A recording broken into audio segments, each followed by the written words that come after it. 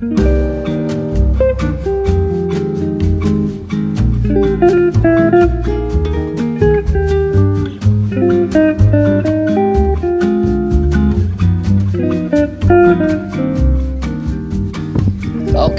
welcome, ladies and gentlemen, to the We're Having a Good Time podcast. I have decided to keep it the We're Having a Good Time podcast for now. I may change it later. Someone gave me a suggestion that I really enjoyed called the We're Having a Good Time podcast, but like with a question mark at the end. We're having a good time sort of thing. And I like that. Because I just want people to be able to find the podcast. That's what I want. And I want, if they find my comedy and they go, let me try to find something not like this guy's comedy, and then they can find this podcast, and it'll be me, talking about the Bible, and they go, who is this guy? I was looking for some hillbilly trailer park inbred guy, and this guy's in here talking about the Bible. But, I like to talk about a various amount of things. I'm in here looking like a painter today. I got a lot of white on, like a house painter. I got a Tracy Lawrence hat. This is a brand new Tracy Lawrence hat with his autograph on it. I just did the Tracy Lawrence podcast. I don't know if that's what it's called. I think it's called TL's Road Show. But I never met Tracy Lawrence until today. And it was great. I love that guy. I have always been a fan of Tracy Lawrence, and that's why I like living in Nashville. I'm a country music fan. That's what I like is country music. I like good country music. I like 70s, 80s, and 90s country. And there is good country presently being made, not being played on the radio, but presently being made. And there is older country that I like. And then there also, in the 70s, 80s, and 90s, is country I don't like. There's a few that I don't like. But country's great. That's why I like living here. It's fun to meet him, hang out with him. Seems like a cool, regular guy. All the 90s country people that I've met are really great. They seem to have nothing about them seems egotistical. Maybe it was in the 90s. Maybe we're too far removed from it. I know I met Chris Stapleton recently at a Michael J. Fox event, and I didn't care for him. He wasn't very friendly with me. But you know what? He doesn't have to be. I'm not saying he was rude to me. I'm not saying he owes me anything. But I didn't care for him. And that's one of the only people I met in country that I didn't care for. Well, Hardy. I met Hardy one time, and I didn't really care for him either. But you know what? I listened to some Hardy. I was at a friend's house, and he was playing some kind of rock music. And he was like, you know who this is? I said, no. He goes, this is Hardy. And I was like, oh, I like this. I just don't like when Hardy does country music. That's what I don't like. But his rock is really great, and I heard he's wrote a lot of songs. I think the crazy thing about doing comedy or anything and achieving any level of success is especially comedy. Because comedy is we're criticizing things, right? We're seeing the world, we're criticizing things, we're complaining about things. That's what we're doing out here. But when you achieve some level of success, you might run into the person. You might, not get a show because of them or so. And I'm like, I don't want to be in that place. I want to be able to criticize the country music that I don't like. And I think it's fun. Tracy Lawrence asked me today, he goes, and I don't think he knows I do top 5 country songs, but he goes, what's your top 5 honky-tonk songs? And I didn't really have an answer because I guess I never have been in a spot to put country in that genre, to put it in a honky-tonk genre. So I didn't know what to say. So I started coming up with a few as we went along, but I'm going to put together top 5 honky-tonk country songs because, I got to let Tracy Lawrence know that I know what I'm talking about out here. But we did, me and him and another guy on the bus, sing a little bit of Charlie Daniels' Uneasy Rider, where he's like, I was taking a trip out to L.A., tooing along in my Chevrolet, toking on a number and digging on the radio. That's a great song. And we did all sing a little bit of that together, and that's pretty fun. So I basically sang a duet today with Tracy Lawrence. That's great. I don't know if I ever talked about it on here, but I did a Michael J. Fox event. I met Michael J. Fox. I got to, he has Parkinson's, and this is a big event for Parkinson's. They're raising money for that. And on the show was Chris Stapleton, Little Big Town, and me. We were the three acts, and then there were other people speaking, but we were the three acts. Michael J. Fox was there. I got to meet him. I got to talk to him a little bit. Michael J. Fox, we talked for a little bit, and I don't even know at the time if he knew what I was doing on the show. But he asked me, was I a musician, which is a question I get often, living in Nashville, looking like this. He goes, do you play at all? And maybe he knew I was a comic, but I just wanted to see if I played music. And I said, no. I go... I never could play music. I don't know what I said exactly, but my usual response, a joke I like to say is I go, if I could play a guitar, I wouldn't be doing comedy. And that's probably true. I'd probably be, some kind of big, rock star at this point. But I can't sing and I can't play guitar and I don't have the patience to learn it. Comedy is something I've always been able to do. So I just do comedy and then I come out and I just tell jokes. And I got to tell you, all right, now I want to do a bit of a side story here. The way I'm doing comedy right now is making me real happy because I'm not really writing anything. I'm just going on stage with my jokes. Now, these jokes I've not wrote down. I may jot a little something down here and there, but I don't sit down every day and type away at my computer or write like that. I didn't find that to be helpful. So what I'm doing now is I go on stage and I do a little joke and I riff on it. And if the joke is not good, I may riff more and more, especially if the audience is fun, because a joke cannot be good and the audience still be laughing. That's what I've found. If you play it right, you can, you can make them laugh without your joke being good. And that's what I've been able to do with things. And then I keep riffing until the joke does become good.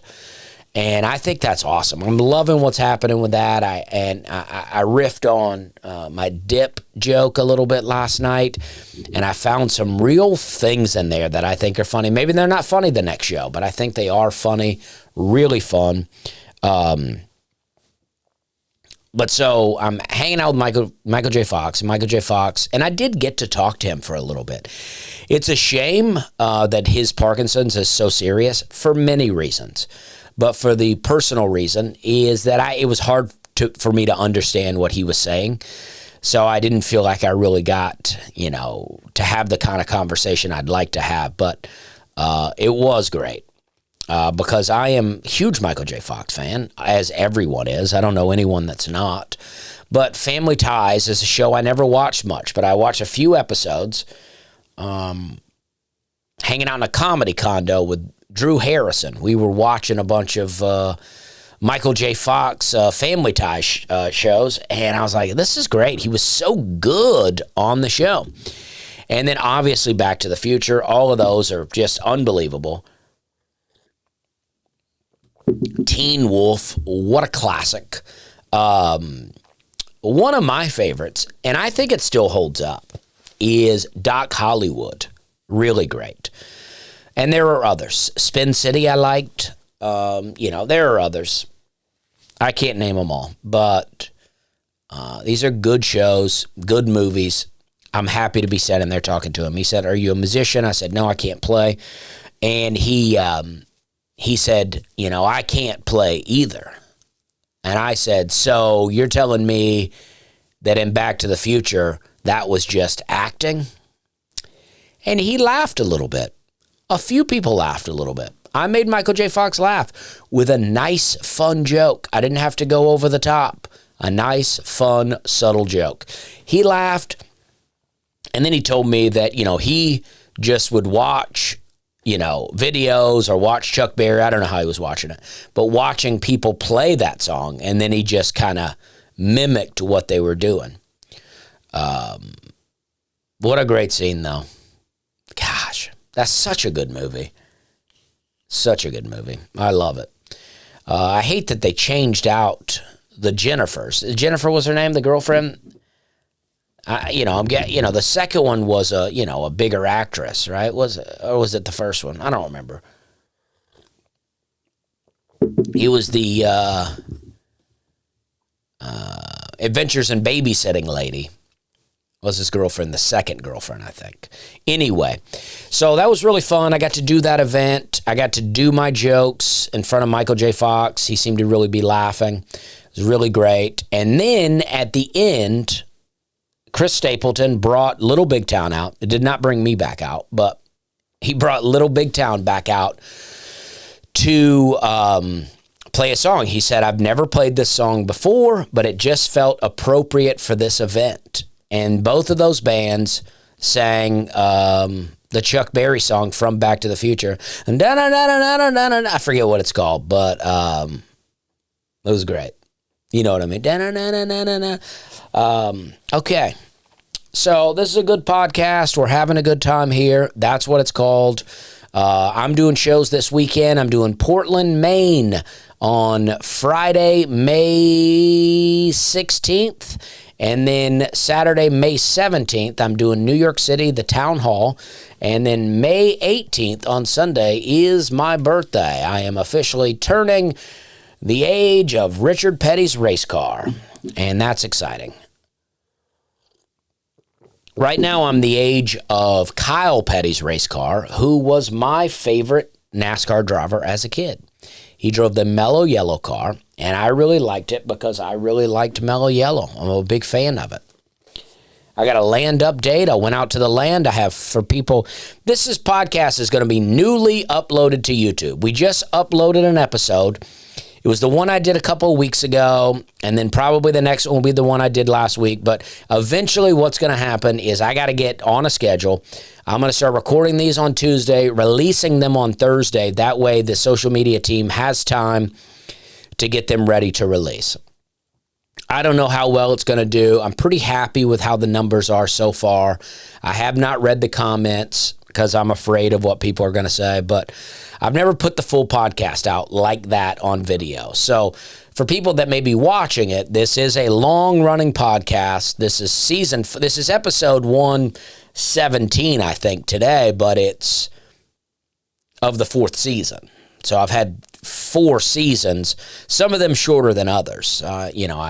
Basically what I do, and I didn't do that this time, but what I normally do is when I take an extended break, when I come back, it's a new season.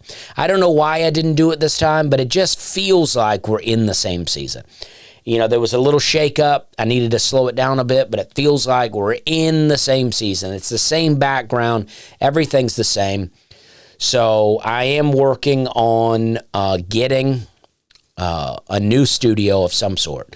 We've been doing a little house shopping. We wanted to buy a new house, mainly because we need a little more space. We would like a little more space in our house. When we moved here, we had no kids and no intention of having kids. And now we have 2 kids. And so we've modified an area of the house to make it a studio, but it's not soundproof and it doesn't really give me the space that I want. So we found a house. We made an offer on the house. And then on the final night, someone outbid us by $100,000 and no inspection. They just swooped in. They were like, they had 2 offers. They're like, we're deciding right now and we're going to let you know tomorrow. And then that night, apparently, an offer came in like that. No inspection, $100,000 over, and the lady took it. And I can't blame them in one way, but in another way, I'm like, if it's a family, great. But my suspicion, because it was 3 acres, and there's a bunch of subdivisions being built in that area. My suspicion is that it was some kind of developer, and they came in, and they have no intention of living in the house, or, and they're just going to tear it down and build 3 or 4 houses there. Or they are going to flip the house and sell it for more. But it's a shame. It was perfect. It was exactly what we needed. There was a garden out back. Had a little basement area, which we would like because we do have a fair amount of tornadoes here. A little kind of half basement where it's like you can enter from the outside, but half of the basement's covered by the ground. I don't know what that's called. And then it had, room for a studio downstairs and all kind of stuff. And we really wanted it, and we were very excited about it. And it didn't happen. That's the way it goes, though. It's not the end of the world. We actually love our house. So we were like, dang, we didn't get the house, but also, we get to stay at our house. I just would like a little more land around the house, and we'd like a little more space in the house. I want my kids to be able to run free. I grew up in a trailer park, which is essentially a neighborhood, but I also spent half my life living with my dad on a farm. So I got, and even in the trailer park that I lived in, there were woods on either side of us. So I was a real roaming, rambling kid. I was always in the woods, swimming in a pond, a creek, a river. I don't really want my kids doing that, but to some degree I do. To some degree, I want them to have a little adventure out here, and I don't think neighborhood adventure is what I want for them. If it ends up being that, that's fine. But because it's a good neighborhood, everything's fine. But so I had to, apply for a mortgage. I had to, in order to send the offer in, I had to let them know that I have been approved by the bank to get this money. And I was approved. But the moment I submitted for that mortgage, I started getting spam called. That was on Friday, I believe, that we did that. And they took off the weekend. But Friday, Monday, Tuesday, and today, I bet I've received close to 200 calls. It's pretty unbelievable. I found a setting on the iPhone that you can, block silence calls. Or you can silence unknown calls. So my phone will put it in the missed call section, but it doesn't notify me that it's ringing. So that's really helped. But man, it's so wild that it's like I applied for a loan with a bank, I got the loan, and then other mortgage lenders are just hitting me up spam-like. It's like, who would do that? Who would accept that? They go, well, I did get approved by the bank, but there is a random guy calling me, and I might take his offer. And I just don't get it. I mean, maybe they're offering a lower interest rate, but I don't know who trusts just a random guy calling on the phone. It's so wild. The spammy, overselling everything. It's so crazy now. Like ads are everywhere. You can't escape ads. And that's why I say if you don't have YouTube Premium, it is the way to go. YouTube Premium is the best money I've ever spent for entertainment.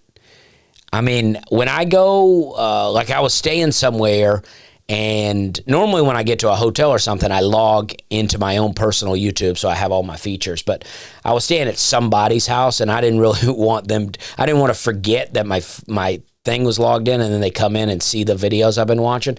Not that they're that crazy, because you can't even get that crazy with YouTube these days. But still, so I just kept it on guest mode. And that gave me ads again. And I was like, oh, I forgot about this. The days of ads on YouTube.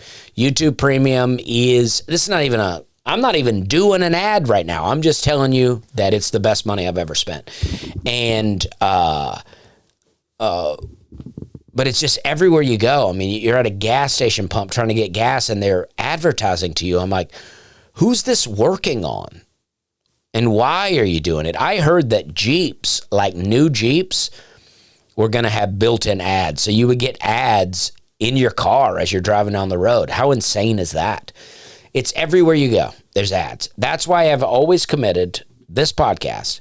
Now, if I quit doing it and I start doing another podcast, sure, it's a technicality, but I still kept my promise. But I'm committed to an ad-free podcast. You know what that means? That means I will not make money off this podcast except from people watching on YouTube. But I'm okay with it because I want people to have one ad-free experience in their life. If you're listening on iTunes and there's an ad anywhere in it, it's not mine. iTunes has done it.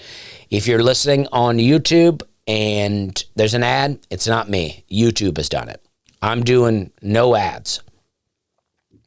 You know, I appreciate that Nateland does ads because we do all make money to do Nateland. So I appreciate that they do it. But I feel like between doing Nateland and doing other things that I do, I'm okay. So I'm happy to do this one because I like doing it. And I need social media clips. So hopefully, once in a while, I say a little something funny to get a hot clip. This is what I need. I need a couple of viral clips. Mega viral. And then people go, who is this guy? And then they just tap in and then all my shoulders are sold out. No, to be honest, I am so happy where things are at for me with the career that I have no complaints. But ads are crazy. Ads are, it's just, like you ever, like Spotify. I have Spotify that's ad-free. I pay for it, right? But you ever, like, have that for a little while and then you're listening to somebody else's Spotify and an ad comes in? You're like, what? And then, like, people come to my house. People come and knock on the door. And these guys are so good at their jobs that I open the door and I go, hey, how you doing? And, you know, I just want to be nice to the guy, right? And he goes, oh, good. He goes, oh, I just want to see if I can interest you in pest care, you know? And I go, nah, I do it myself. And he goes, oh. And then he looked at my yard. And my yard looks pretty wild sometimes because I actually put clover seeds in my yard because I want clover. The rabbits like the clover. The bees like the clover. And, I forgot I was talking about McMinnville. We'll circle back. And they like this clover. And I think clover looks good. I think as long as you keep it cut well, I think it looks really nice. It's green all the time. It's what looks bad is if you got a lot of patches, which is kind of what I got going on right now, but I'm trying to get it to be a full-on clover yard. That's what I want. And I feel like a well-manicured clover yard looks really good. I got I got white clover, red clover, crimson clover, as they call it, and micro clover, which is supposed to be really close to the ground where you hardly have to cut it. And he kind of, but I don't use pesticides in my yard. I don't spray the weeds. I don't do that. And the guy looks at my yard and he goes, oh, I see you got a bit of a green thumb out here. And I couldn't tell if he was insulting me or if he was complimenting my yard. And I kind of laughed and I go, yeah, my yard gets a little wild, but I like it that way. And then he just keeps talking and I go, all right, dude, I don't want anything. I don't need anything. But they're so good, they'll just keep asking different questions. They go, oh, I like that truck you got there. And then he like knows everything about the truck. And I'm like, all right, dude, you seem like a nice guy and I probably would enjoy having a conversation with you. But you're ultimately going to just try to sell me something. I actually had a guy. This was before I had kids, but we just moved into this house. And he came up and he was selling stuff and he seemed real hot. And I gave him a water and I go, hey, I'll talk to you, but I'm not going to buy anything, okay?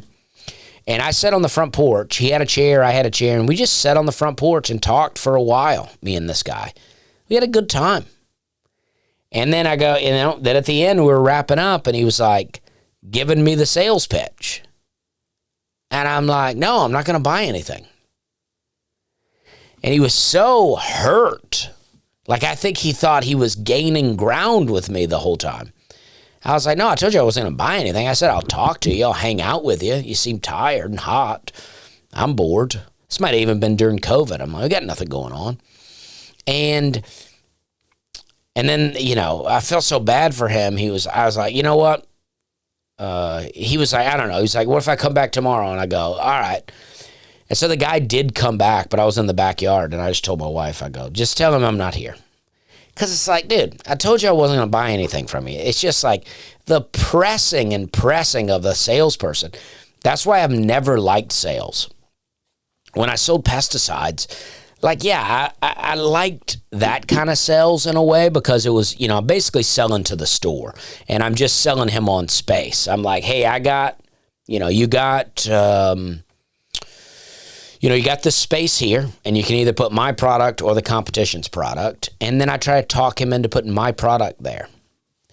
And then, like when I'm selling to a customer, they would come and pick up the better, well-known product of Roundup, and I would say, or not better, but the more well-known, and I would say, hey, this product right here, same active ingredient, less price. And then I could show them the active ingredients. And most people would go, hey, man, I appreciate that. And then they would take mine. And once in a while, though, people would go, nah, I know this stuff works here. And I go, yeah, but I'm showing you the active ingredient. They go, yeah, but I know this works. And to a degree, I get it, right? You're familiar with the brand. Maybe you want Roundup in your garage so other people see it. And they go, ooh, that guy's big money. But when I show you the active ingredient, there's more of ours in, but. And then the last year that I'd sold pesticides, I would start talking about Monsanto with people. I go, oh, you seen the documentary Food Inc.? I go, yeah, they're talking about Roundup. Yeah, my product, we're in competition with them. And I don't know that was a good sales tactic. It was effective, but I don't know if it was the way to go. But we had good products. Spectracide has good products.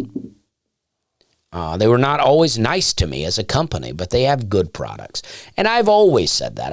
I've talked about Spectracide a lot on this podcast, and I never run down the products. There's managers I didn't like. There's procedures and policies I didn't like. One policy that they had with Spectracide was you had to wear pants, right? Like long pants. You could never wear shorts. And we did a lot of outdoor work and a lot of traveling. And I had Charleston, South Carolina, Savannah, Georgia, and Myrtle Beach. All very hot in the summer. Very hot, very humid. I was very often chafed working that job. And I thought it would be a big help if they would let me wear a nice pair of khaki shorts. But that was like a fireable offense. If you got caught wearing shorts, you could be fired. And I always felt like that was a policy that showed that you didn't really care about your employees. Because I think you can get really nice khaki shorts for work. That's what I think. And I never appreciated that about them. And I actually thought I would have been a harder worker if I had shorts because, my crotch could breathe a little bit. But you can't tell people anything. In a business like that, in a corporate setting, there's a chain of command, right? So it's like the ground level guy pitches it to the boss, and then the boss goes, yeah, I see what you're saying, but there's nothing we can do. Or he goes, I see what you're saying, and I'll run it up the chain of command. Maybe he does, maybe he doesn't. But then he gets to another guy, and that's another boss. And that guy goes, well, what do you do? Or he goes, I'll run it up the chain of command. And then either he does or it doesn't, and it gets to another guy. And if it even gets that far, eventually it gets to a guy that doesn't do any work in the field, and he goes, that's the policy. Policy's long pants. We keep professionalism here, guys. We're professionals. And what they love to do, a thing they love to do, I don't know how I'm on Spectracide again, but a thing they love to do is they love to motivate. I think this is all corporations.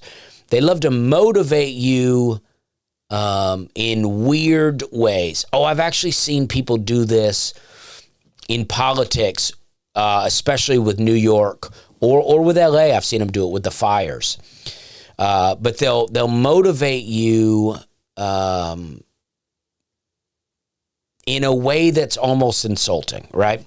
They go, like, our company used to go, Well, we just outwork everybody. That's what we do. At this company, we outwork the competition. We beat them with our hands. We're a good working company. And it's like, that's a nice twist on saying we don't have enough help for you. The competition has a lot of help. You have to work really hard to accomplish what they do very easily. But they spin it like we work hard. We work hard here. We outwork the competition. The competition can't handle our work ethic. And that's what I've seen politicians do with cities. Like a tragedy happens and they go, yeah, but we're strong here. We'll get through this because we're strong. And it's like, yeah, you're strong, but there's more you could do for the people than just call them strong. Maybe they wouldn't have to be so strong if they weren't going through a crisis all the time, you know? But they love to do that. They go, yeah, but we're strong. We're strong here, and we outwork the competition. I'm like, I don't want to outwork the competition. Well, I do, but I want it to be a little easier. You know what I mean? All right, so I was in McMinnville. I got a little land out in McMinnville, and I went out there, rode the zero turn, did a lot of weed eating. I got this hill, big hill, where I built the swales, and I had to weed eat that whole hill, man. But I pruned up some trees. I really feel good about what's happening. So far this year, we've had a lot of rain in Nashville. The trees are looking really good. I pruned them up. I gave them a nice pruning. Got in there, weeded it around the cages. There's still so much work to be done. You know, I almost would like to, I don't know if people would be interested in this, but this is an idea I could float out there. There's a channel I like out of Australia called The Weedy Garden, Weedy Garden, The Weedy Garden. And this is an Australian man who said, I used to be a photographer, professional wildlife landscape photographer. And when COVID happened, he wasn't allowed to fly anywhere or whatever. But his job got shut down and slowed down. So he got into gardening and got into building a food forest or permaculture. And so as he starts to build this thing, he's a professional photographer, so he's taking great pictures and great video and makes the videos very creative and interesting, and it's really fun. And he says, you know, I'm not teaching you how to do this. I'm just showing you how I'm doing it, and you're coming along with me on this journey. He does really great stuff. It's really entertaining. But he did a thing where people could win a free garden makeover. And so, there's a hair in my mouth, I'm sorry. So they would win the garden makeover, and then he would go out there and, redo their garden. It's a good series. It's, the lady gets pretty emotional because she's an old lady and has a son, I think her grandson that she's watching after. Really great. He does a lot for them. But he also gets volunteers to come in from all around Australia to come help. And I thought, even though I'm not giving this away and nobody's winning anything and I'm not helping an old lady and an orphan, I wonder if I might organize some kind of day in June or July. Oh, man, I got it. It was an eyebrow. There was an eyebrow in my mouth.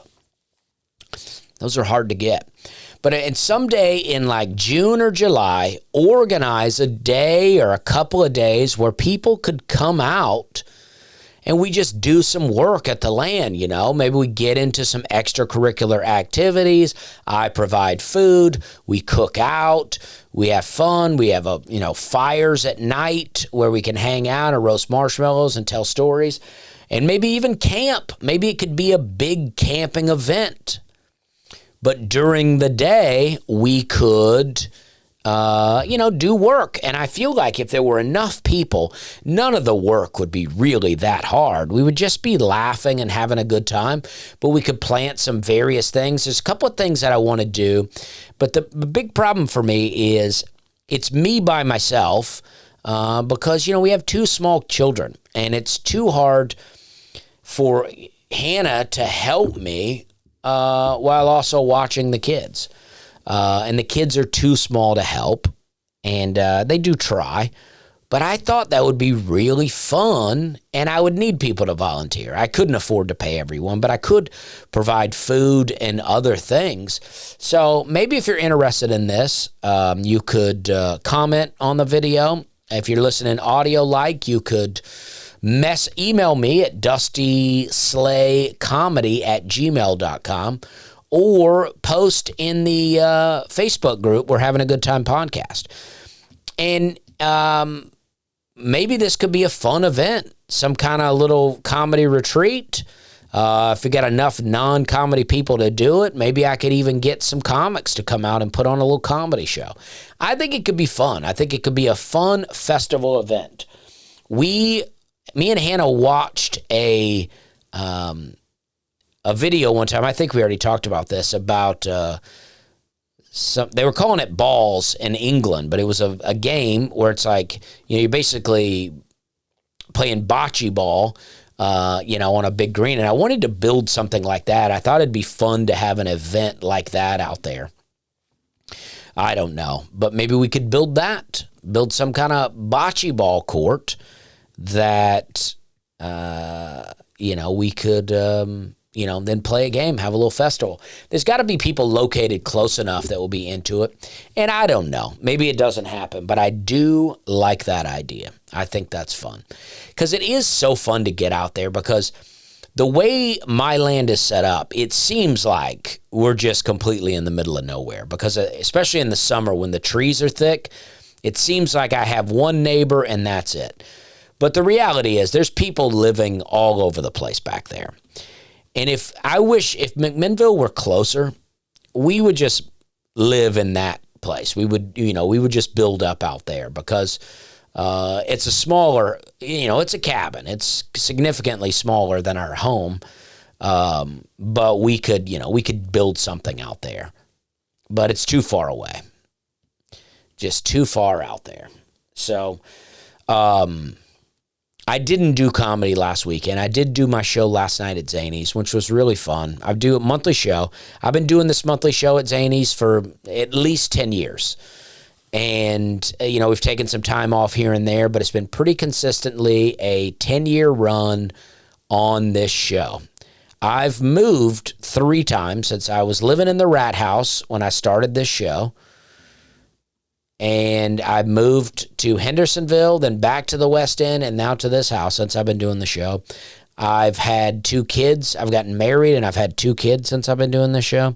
It's a lot of fun. I never know who's listening to my podcast anymore, but meaning, I'll go on here and I'll say all kinds of things, and then someone will text me and they won't even reference the thing that I talked about. They'll just be like, hey, I was listening to your latest podcast and you said this and this, and maybe I could help you. And then I go, oh, geez, I had no idea you were listening to my podcast. What have I said out here? And then I'll have a relative. He'll go, yeah, I've been listening to your podcast. And I go, oh, no. But, I love that show so much. I had an opportunity to headline, do my own show at the Ryman next year. That a date came available for me, and we'd put it down on the calendar. But then I was told that I would have to, just in order to build up anticipation for the show and build up an audience, that everyone would appreciate it if I didn't do the monthly show for, 4 or 5 months leading up to the show. And I didn't want to do it. I didn't want to stop doing my show. I love performing at the Ryman. I think the Ryman is great. I've done the Grand Ole Opry there a couple of times. I've done, a charity event. I opened for Kathleen Madigan there. I mean, I did the Kid Rock Comedy Jam there.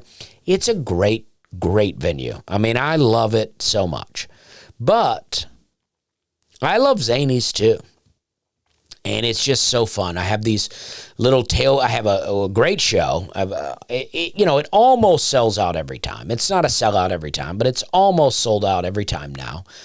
when there were times when I was doing that show where I thought, well, this is, there's no way they're going to keep this going because it's going to get canceled because there's not very many people coming. But now it's almost sold out every time. And then I have a cool hang out behind Zanies. I have me and other comics and staff at Zanies will just hang out there. And we all just sit out there and talk. And it's great. And there's been talk of other ways we could, make something out of that, make that more of a public hang or do a podcast but at the end of the day, I'm like, what makes this great is that it's a hang. It's a fun hang. There's always ways to monetize a thing or to commercialize a thing, but I think it's great to have the hang. I'll tell you another thing that I do sometimes. I make friends with country musicians. Because I have a bit of a following and I have a, blue check mark on Instagram, and I'll be listening to something on Spotify and I'll hear a song and I'll go, man, I like that song. Who is that? And then I'll look them up on Instagram and I'll go, okay, well, they're still in the realm of being a regular person, and meaning that they don't have 10 million followers. And I'll go and I'll message them. I'll go, hey, I really like this song. And I would say 90% of the time, if not 100% of the time, they message me back and they say thank you. And I've been I'll listen to somebody, I'll get a feel for how their music goes, and then I'll hear a classic and an older song, and I'll go, ooh, this person should cover this song. And I'll send it to them, and they don't like that as much, I don't think. And but because so far no one's covered any of the songs that I want them to cover.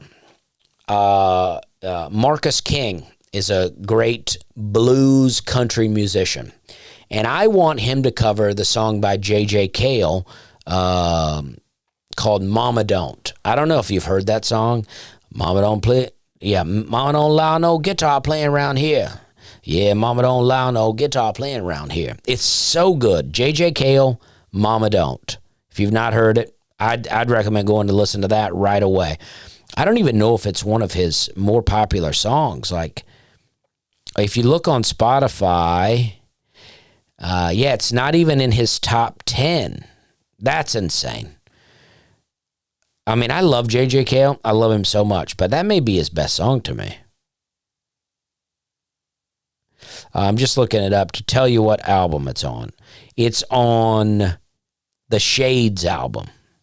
It's so good. I can't play it now because I'm putting videos on YouTube, but it's so good. And then I also wanted Marcus, I didn't tell him this, but I want him to cover the Wild Horses version, the Wild Horses song. I wanted him to cover the Leon Russell version. I did comment that on his Instagram, and another guy was like, because I said, I want you to cover the Leon Russell cover of Wild Horses. And this guy's like, that's weird. You want him to do a cover of a cover? And I go, yeah, I realize how that sounds. It sounds weird. But if you listen to Wild Horses by Rolling Stones, it's a really great song, really great. And then if you listen to Wild Horses by Leon Russell, also really great, but in a much different way. And, Marcus King I believe he plays the piano, and I just think he would really nail that. I want Jesse Daniel to cover the song OD'd in Denver by Hank Williams Jr. I've never heard anybody cover that song. I think it's so great. I've been on a Hank Jr. kick lately, and, I've been listening to Hank Jr. my whole life. Hank Williams Jr. is my all-time favorite country singer, and I think a lot of people get lost in those few popular songs. Family Tradition, All My Rowdy Friends Are Coming Over Tonight, All My Rowdy Friends Have Settled Down, Country Boy Can Survive, and there's a few others that are the ultra popular songs. And then he's got a couple that I could see being rather offensive to other people. But overall, he's a really great country rock blues guy. And, he has an incredible story. I don't know how much people know about Hank Williams Jr. I've not done any extensive study to, do this podcast. But these are just things that I've learned about him over the years. But he's the son of Hank Williams Sr., who's like, and some people believe is the father of country music. I mean, he's, the original. I mean, I don't know the dates, but I know there are older people and other people out at that time. And obviously there was music at that time. But, in some aspects, he's considered like the father of country music. I mean, and he was so popular. He died at a very young age. I want to say like 24, something like that. Very young, but he had Hank Jr., and I think that's his only son, his only kid at all, I think. And so when Hank Sr. died, his mom, Hank Jr.'s mom, would dress Hank Jr. up as Hank Sr., and then he would go play his dad's song in concerts. He would dress like him, and he would do concerts, and sing his dad's songs. And people loved it. And then Hank has talked about, he's like, whenever I would play my own songs, people would boo and they would leave, and they hated it. And he really got trashed for it. But he said, when I was really young, playing my dad's songs was super fun. He was like, I was getting all this attention.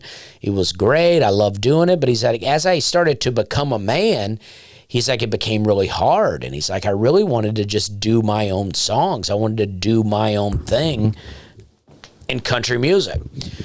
So, and then he goes up on a mountain. He said he goes up on Ajax Mountain, I think in Montana. He talks a lot about Montana. He has a lot of Montana songs. Montana Cafe, one of my favorites.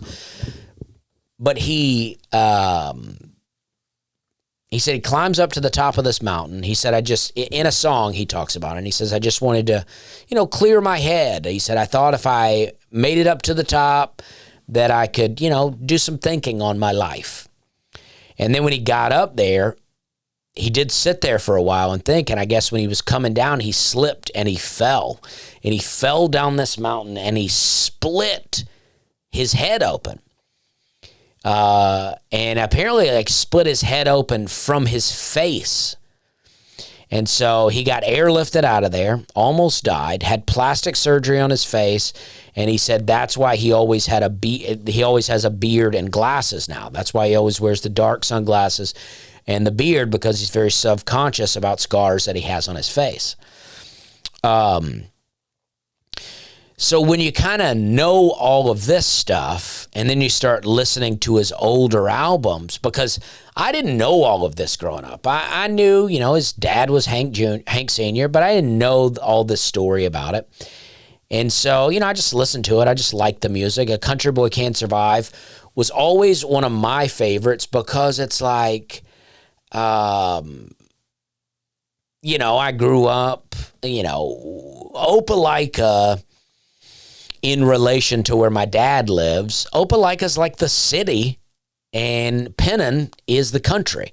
Like, people that I knew that lived in Pennon, Alabama would, they'd dress up to go to Opelika. They'd be like, I'm about to go to Opelika. And I'm like, for me, I lived in a trailer park in Opelika, but it's like the city, right? So I'm growing up in the city, but I feel like I'm a country kid. So just listening to Country Boy Can't Survive always fired me up. It was always like, oh yeah, I love it, And then, there's lines in the song that I don't feel like I fully grasped until I started to travel the country as a comic, where he says, we're from North California and South Alabama and little towns all around this land. And, just recently I took a drive through California, and I was like, yeah, there is so many beautiful rural places here. It's really great. And I just, I love it. So, and then I started listening to an album by him, and this is, the album is called New South, but, it's an album that came out. Let's see when it came out. I feel like anytime you reference the South in reference to country music, people go, oh, this is racist. But there's none of that in this album. This album is just, it came out in 1977, and it's just all about, I don't know if this was his comeback album after the accident, but I want to think it is, because the first song is called Feeling Better. And he's talking about how, I had to take some time off, but now I'm feeling better. I'm getting back on the road. It's a really great song. The whole album is really great. And there's songs written by various people. He didn't write all of the songs, but in Feeling Better, he said, I want to thank Waylon and Toy and all them boys. He says, Waylon and Toy and all them boys, I want to say thanks to you. Your pedal and your steel made me play what I feel, and I don't feel lovesick blues, right? So, meaning lovesick blues would be a reference to his dad, right? So he's like, I'm not feeling that. I want to play what I feel. And so Waylon in there, obviously, is Waylon Jennings, who's great and was a big influence on him. They have a song together called The Conversation, which is, one of the best. And, but Toy, I didn't get the reference. I didn't know who that was. So I went and looked up who he's talking about in that song, and it is Toy, I forget his last name, but he is the main songwriter and guitar player for the Marshall Tucker Band. And I had never really listened to the Marshall Tucker Band too much, but, I knew the hits. But I went and looked at Marshall Tucker Band, and I was like, man, this is good. I listened to, I guess it's the Marshall Tucker Band. I guess that's the album, Marshall Tucker Band, and Searching for the Rainbow. Those two albums, that's the only place I got to so far. But man, they're so good. They're just jamming, and it's like just great stuff. And, so when you just start making these connections and you think about how, your favorite country singer that you've grown up listening to was really influenced by these other great country music singers, not just influenced, directly impacted by. They sang songs together. And there was a clip of Hank Williams Jr. Now, he's someone that I never want to meet because I don't think he's a very nice person. Just based on things that I've been told by people and things that I've seen in interviews, I don't think he's a good person. And I wouldn't want it to ruin it for me. I can just let it be that I like his music, but I don't know that I ever want to meet him. I have met his son Sam Williams a couple of times at the Opry. Much different, but they look similar, and Sam has a good version of Weatherman by Hank Jr. That's very good. And I don't think Hank is probably not a good dad. One of his famous songs is "I like to have women I've never had." That doesn't sound like the recipe for a good husband, which is not going to make you a good dad. And I think his son, Hank 3, hates him. So, and that could be on him too, but I feel like it's probably on Junior, that. But I just always thought he's very cool. There's a cool in rock star sense, right? Not cool in morals, and I don't look to him for my morals and how to live my life. But there are some great songs. I referenced OD'd in Denver. Such a good song. And then there's another one called Outlaw Women on that song.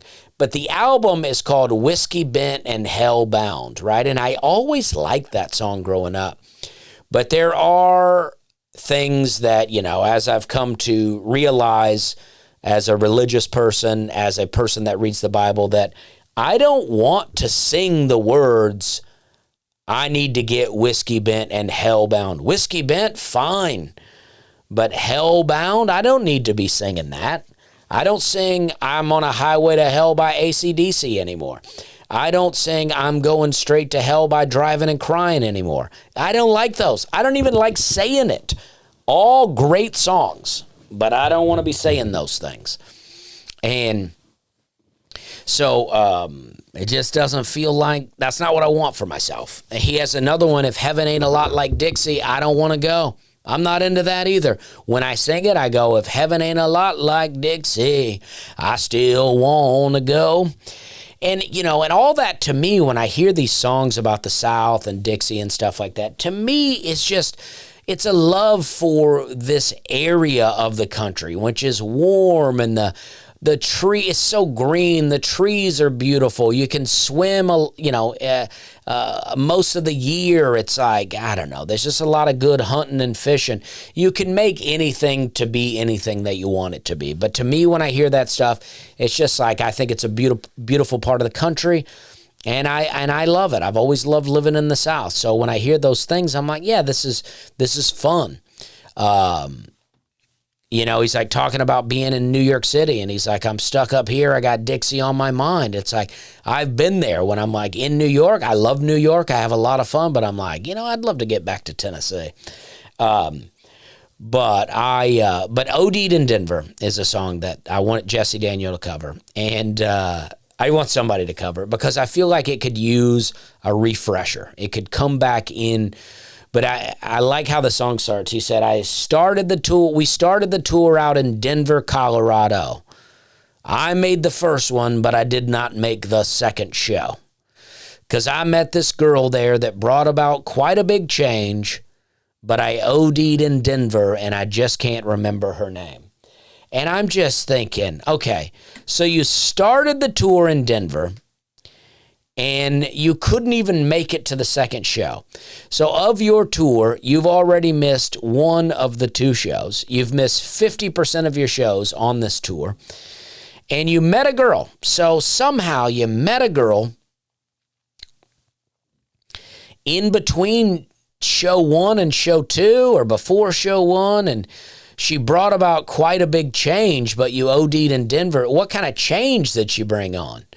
And because he goes on to say, she made me higher than all of those expensive things, but I OD'd in Denver, and I just can't remember her name. Is this a reference to cheap drugs, maybe? Or, because how did she bring about a change if he OD'd on day one? And I just think that's a funny song. I think it's a great song. And it's one of those songs where when you're younger, like obviously you don't think ODing is cool, but when you're younger, especially when I was younger, country music was not thought of as cool. It wasn't a cool music. I grew up in the 90s. Obviously it was very popular, but it wasn't cool. Pop was cool, rock was cool, rap was cool. And now it's like country's cool. Barbara Mandrell had a song called I Was Country When Country Wasn't Cool. I remember that song coming on the radio in the 90s, and I was like, I don't think it's cool now. It's cool to me, but I don't think people are walking around out here saying how cool country is. I could be wrong about it. But I just think the Hank Williams Jr. thing is a fun journey for me. And I think, it's like, he's probably a bad dad, but look at his own life. His dad was a severe alcoholic, and a lot of people say it was because he had terrible back pain. He had a lot of back problems, and he had terrible back pain, so he drank to help with his back pain. He probably was taking pills to help with it. I don't know if that was the reason, but that is a reason that people say. And who knows if he was making a lot of money or not. Could have been being abused by the music industry. Who knows what other kind of problems were going on in his life. Even whatever kind of sadness he might have saw that led him to be a songwriter in the first place. And then he has his son. He's an alcoholic. His son's his entire life with his son.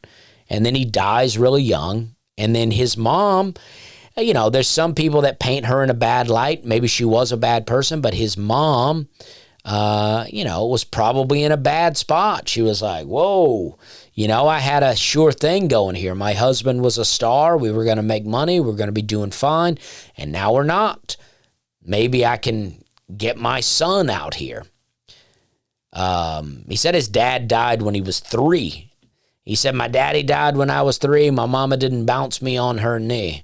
So my grandma and grandpa done passed on. There's a couple of references that is in various songs where it makes it seem like his grandfather was, he was very close to him, and he died, and that was hard on him. But, so this guy probably did not have that easy of a life as a kid. He probably got into drinking and boozing, and drugs probably pretty early on. He was hanging with Waylon Jennings. Waylon Jennings is pretty well known to be a pretty severe cokehead.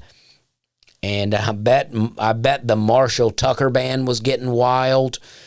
And, he has another song where he's like, Born to Boogie, where he said, I had money to burn and the girls were pretty. Didn't take me long to learn that I was born to boogie.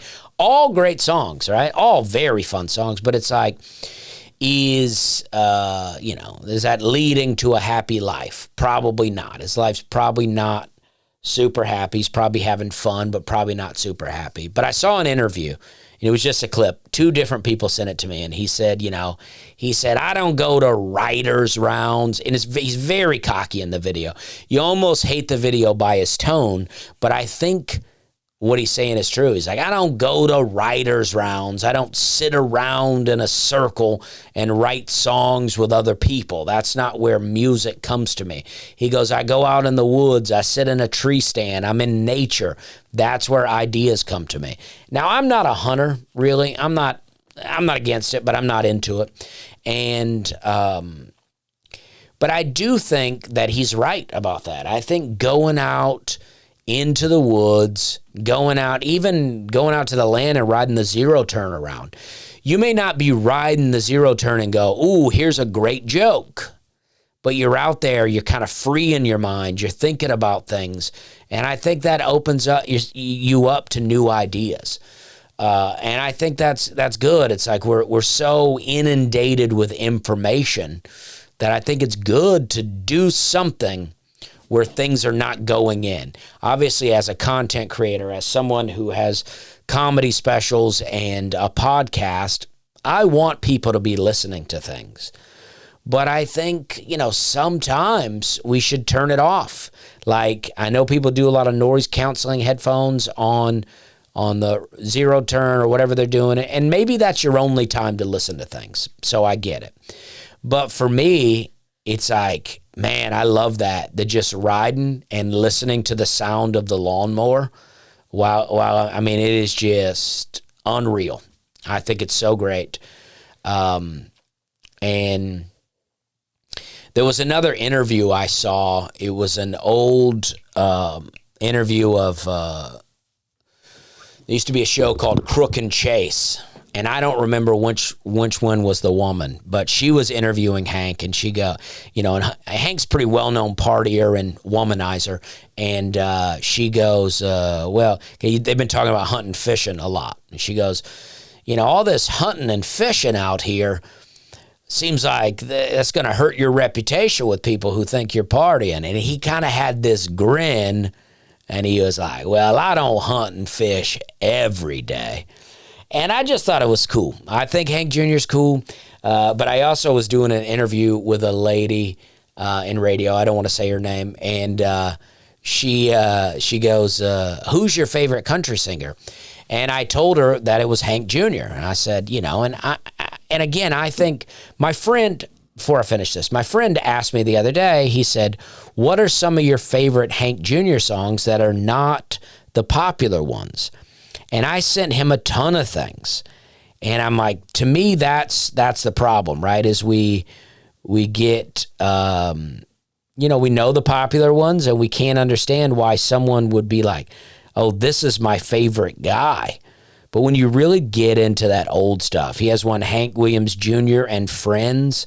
That's 1975. It's really good. Gosh, there's so many. But I was talking, so that's why I'm a fan. And she says, I said Hank Williams Jr. and she, you could tell that wasn't the answer that she was looking for. And she said, he would really like to hear you say that. And she said, I think he is his favorite country singer. And I think that's probably true. And she said back in the day that he grabbed her and kissed her right on the mouth and left the interview. And, you know, that's that old school stuff that we're not doing now, not cool back then, and we don't do that kind of stuff now. And I don't think it's cool, but that doesn't stop me from liking him as a musician. And I, you know, anyway, he was a partier, but he has a song. I'll end with this song. He has a song called Young Country. And I saw that song. I saw a video of it. And it really made me think, because I always talk about how much I hate new country. And as I'm listening to this song, it made me think, wow, this is what people were saying about Hank Jr. at some point. It's off the Born to Boogie album, and it's called Young Country. And it's like, at some point, there were people saying to Hank Williams Jr. that you're not country enough for us. You're not country enough. We want the old stuff. And he says, you know, we're the young country. And it really blew my mind, because I was like, wow, that it's unreal to think that there would be a time where he was not thought of as a really great country artist. Nevertheless, I stand by what I've said, that most of the country music that gets played on the radio today is not good. And I have not heard anything by Hank Jr. in a long time that I think is good. Most certainly not his appearance on the Post Malone album. But anyway, I hope you had a good time. This weekend, I'll be in Portland, Maine on Friday, and on Saturday, I'll be in New York City. So check me out if you can. And in case this video ends up on YouTube at a later time, that is May 16th and 17th. So you may have already missed it, but I appreciate you guys. Thank you, and we're having a good time.